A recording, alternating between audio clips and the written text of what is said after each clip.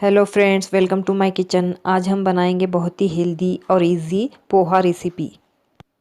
इसे आप सुबह के नाश्ते में या शाम के चाय के साथ एंजॉय कर सकते हैं। इसे सभी स्टेट्स में अलग अलग तरीके से बनाया जाता है। आज हम हमारे तरीके से बनाएंगे, तो चलिए इसे बनाना शुरू करते हैं। दोस्तों, आपसे मेरी गुजारिश है कि आप मेरे चैनल को सब्सक्राइब करें और बेल आइकन पे प्रेस करें ताकि मेरी आने वाली तमाम वीडियोस की नोटिफिकेशन आपको मिलती रहे। और अगर वीडियो पसंद आए तो लाइक करना बिल्कुल ना भूलें। तो चलिए देख लेते हैं पोहा बनाने के लिए हमें किन किन चीज़ों की ज़रूरत पड़ेगी। सबसे पहले हमने यहाँ पे 2 कप पोहा लिया है। वज़न में 200 ग्राम है। इसे फ्लैटन राइस भी कहा जाता है। आप देख सकते हैं हमने यहाँ पे मीडियम थिकनेस का पोहा लिया है। 2 मीडियम साइज़ के प्याज को इस तरह स्लाइसेस में कट कर लिया है। 8 से 10 कड़ी पत्ते और 2 हरी मिर्चें ली हैं। आधी कटोरी मूंगफली ली है। थोड़ा सा बारीक कटा हरा धनिया। राई लेंगे 1 टीस्पून। 1 टीस्पून हल्दी लेंगे। 1 बड़े साइज़ के नींबू का जूस लिया है। 1 टेबल स्पून भर के चीनी लेंगे और 1 टीस्पून नमक। हमने यहाँ पे 1 छोटी कटोरी भर के सेव ली है।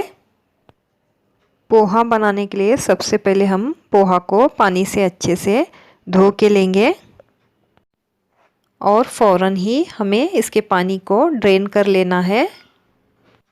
हमने इसे इस तरह छन्नी में डालकर इसके सारे पानी को ड्रेन कर लिया है और इसे एक बाउल में निकाल लिया है। ऐसा करने से देखिए पोहे कितने खिले खिले नज़र आ रहे हैं।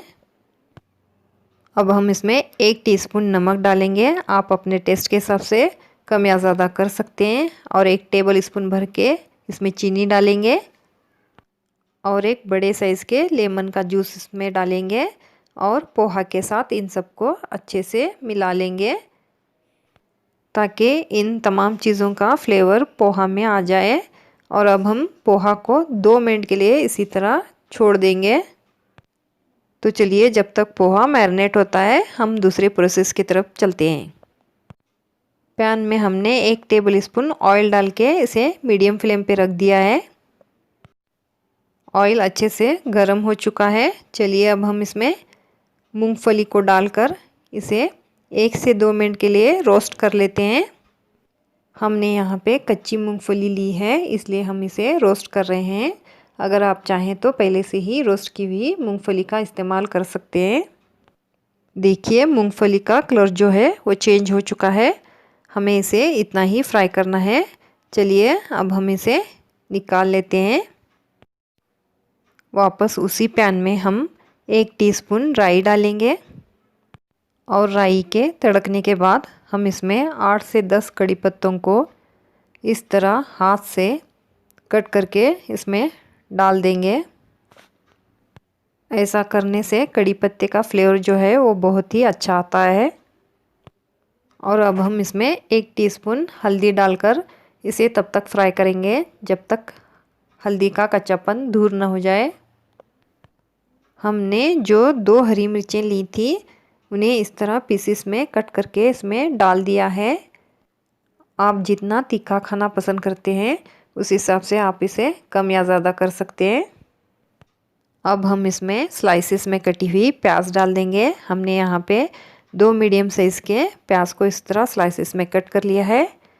प्याज को हमें ज़्यादा फ्राई नहीं करना है, बस हल्का सा सॉफ्ट होने तक ही इसे फ्राई करना है।